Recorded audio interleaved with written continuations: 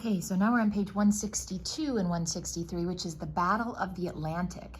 So as the world's richest nation, the United States could produce more ships, planes, and arms than any other country. This gave the Allies a great advantage. But before they could be put to use, these weapons and the men to fight with them had to cross the Atlantic Ocean. Of course, here's where we are in North America, and here's where they had to cross this huge ocean. For most of the war, the Atlantic was a bleak battleground between German submarines and Allied ships, in a desperate struggle for control of the supply route to Britain.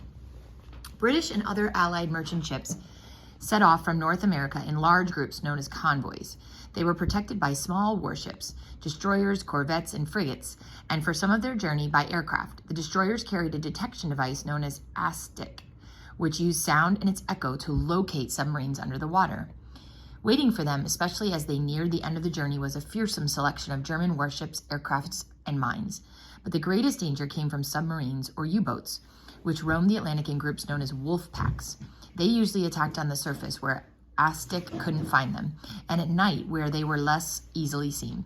The submarines used powerful cannon or torpedoes to sink the ships. Life aboard a submarine was uncomfortable and dangerous. Men slept in bunks or hammocks right next to torpedoes or among engine room machinery. There were no facilities to shower or do laundry, and voyages could last 6 to 8 weeks. Attacking convoys was such dangerous work that submarines called their vessels iron coffins. For the first 3 years of the war, the U-boats were very successful. In a single night, October 18 to 1940, for example, 2 convoys were attacked by 6 U-boats and 32 ships were sunk. In 1942, they claimed an average of 96 ships a month. The Allies couldn't afford such a loss. But the Allies fought back with new equipment and weapons. Escort ships were fitted with much improved radar, which enabled them to detect U-boats on the surface. This was so effective that submarines were forced to attack from underwater, which was more difficult.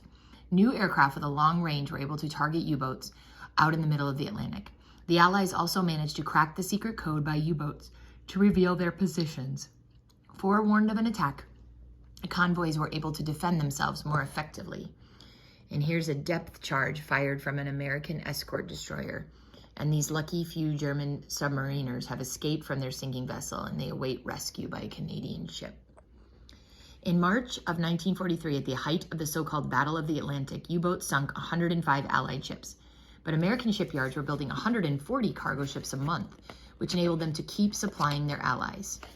The German Navy, on the other hand, was being gradually worn down. Submarine losses were increasing, and new ones couldn't be built fast enough to replace them. By 1944, when the Allies were preparing to invade France, and we're the Allies, don't forget, we are the good guys, supposedly.